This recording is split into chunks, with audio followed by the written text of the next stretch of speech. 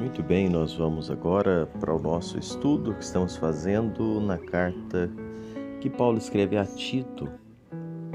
Mas antes eu quero agradecer a você que todos os dias tem acompanhado o nosso estudo aqui no nosso canal Minuto Missionário. Se não é inscrito ainda, se inscreva, deixe seu joinha aí, seu like, faça seu comentário, isso é muito importante para que outras pessoas possam também alcançar a mensagem. Nós estamos no capítulo 2 de Tito, da carta que Paulo escreve a Tito. Hoje nós vamos falar um pouquinho do versículo 2, versículo 3. Paulo aqui nessa ocasião ele fala da sã doutrina que precisa moldar a família, moldar a vida da família em todos os aspectos. Paulo vai aplicando então a doutrina bíblica aos vários segmentos da família. E ele começa classificando por gênero, idade, posição social. Ele vai falando idosos, jovens, solteiros, casados, líderes, servos. Enfim, vamos falar um pouquinho dos preceitos de Deus então para homens idosos. Os homens idosos, eles são citados primeiro aqui porque deveriam ser os pioneiros na aplicação da sã doutrina. A vida deles deveriam recomendar a doutrina que professavam, dentro daquele aspecto de viver o que falam, né? O Evangelho de Cristo, ele tem de mudar a maneira das pessoas pensar. Ele tem que dar frutos de uma vida transformadora. O Evangelho de Cristo precisa ser vivido, mostrado, frutificado. Não é apenas ficar no discurso. E essa transformação poderosa é que tornou a igreja primitiva invencível. Já parou para pensar como foi que a igreja derrotou o paganismo tão fortificado no Império Romano? Que nós conhecemos na história. A resposta é que os cristãos eles sobrepujaram os pagãos na vida, na morte, nos conceitos. E os homens idosos eles deveriam demonstrar algumas características destacadas aqui. Primeiro, no versículo 2, ele diz: quanto aos homens idosos, que sejam temperantes, ou seja, que exerçam o domínio próprio. Essa palavra que Paulo usa aqui, a palavra grega, ela traz um sentido de ser sóbrio, contrapondo-se à indulgência do viciado em bebida alcoólica, o ébrio, né? Então, Paulo está falando de uma pessoa que controla os seus apetites. Sabemos que a falta de disciplina, a falta de limite em qualquer área da vida causa muitos transtornos. E isso era um problema na época, na ilha de Creta.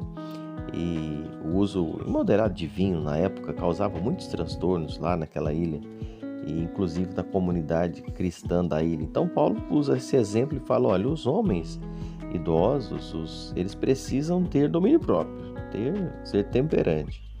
Pois ele fala que eles deveriam ter uma reputação aprovada, né? Olha, quanto aos homens idosos, sejam respeitáveis. Isso aqui fala de uma pessoa que tem uma vida ilibada, tem um caráter impoluto, tem um bom testemunho dos de fora. É uma pessoa que a gente poderia dizer que não deixa brechas no escudo da fé. Literalmente alguém que não poderia ser acusado de escândalo. Depois Paulo segue dizendo que eles sejam sensatos. Paulo vem falando do equilíbrio nas atitudes, né? Aquela pessoa que mede as palavras, mede os seus gestos, as suas ações, tem controle nas reações. Paulo está descrevendo aqui, falando sobre esse tipo de pessoa que se controla, tem equilíbrio, né? Depois, um pouco mais adiante aqui, ele diz que esses homens idosos devem ser sadios na fé, no amor e na constância. Aqui, de forma geral, Paulo está falando que eles devem ter maturidade espiritual. Fé, amor e esperança são a trilogia neotestamentária da maturidade cristã. Fé, amor e esperança resume o mais íntimo cerne daquilo que o Evangelho significa. Maturidade cristã tem a ver com aquela teologia que nós abraçamos, com o nosso relacionamento com Deus e com os irmãos, e também na maneira que nós comportamos diante das pressões do dia a dia. Então essa orientação Paulo passa para os idosos, para os homens. Depois ele vai falar para as mulheres. Quanto às mulheres idosas, semelhantemente, e é interessante observar a palavra semelhantemente aqui, diz que você entende que ele está falando que as virtudes do versículo anterior devem ser observadas também pelas mulheres idosas. Mas Paulo destaca duas coisas importantes que devem caracterizar essas mulheres idosas. Primeiro, verso 3, elas devem ser cuidadosas quanto à maneira de viver, que sejam sérias, diz a palavra de Deus, que sejam sérias em seu proceder, não caluniadoras, não escravizadas a muito vinho. Interessante que, quanto ao aspecto positivo, as mulheres idosas devem ter um procedimento exemplar, não é? Irretocável.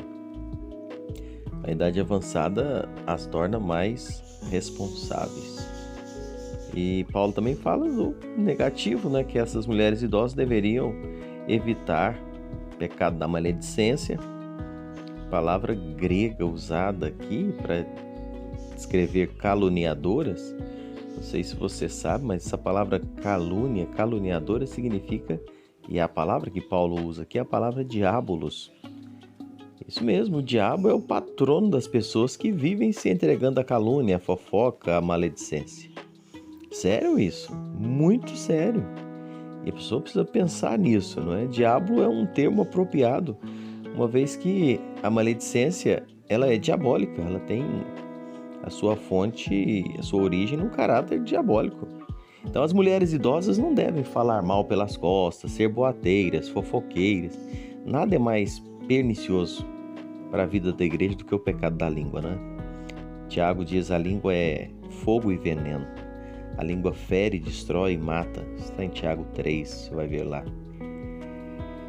As mulheres idosas também, Paulo chama elas para o zelo com a embriaguez. Né? A embriaguez é um vinho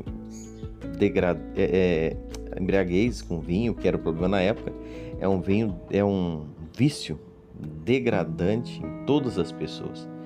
Mas quando mulheres que deveriam ser exemplos de conduta capitulavam-se à embriaguez, isso era um escândalo. E Paulo exorta aquelas mulheres lá a tomar cuidado com isso. Deviam ser cuidadosas também quanto à maneira de ensinar. Paulo conclui essa parte dizendo que sejam mestras do bem, a fim de instruírem as jovens recém-casadas a amarem seus maridos e seus filhos. Mulheres idosas, elas não deveriam apenas praticar o bem, mas serem mestres do bem. Deveria não apenas dar o exemplo, mas instruir as mais jovens, as recém-casadas, a amar os seus maridos, os seus filhos. E como é que esse ensino acontece? Esse ensino acontece na dinâmica da vida, sabe? Através do exemplo, mostrando. É por isso que é tão importante que as mulheres mais maduras, piedosas, sejam exemplos que instruam, que orientam as mais novas na igreja. Isso precisa existir. E essa exortação fica para as mulheres mais maduras atentarem para a responsabilidade de instruir, de ajudar, de orientar as mais jovens. Mestre do bem, professor de boas coisas. É essa palavra grega que Paulo usa aqui. Não está falando de uma instrução formal, não está falando para essas mulheres necessariamente reunir as mais jovens numa sala e ensinar formalmente. Não isso necessariamente, mas é através de uma comunicação, de uma comunhão, de um testemunho.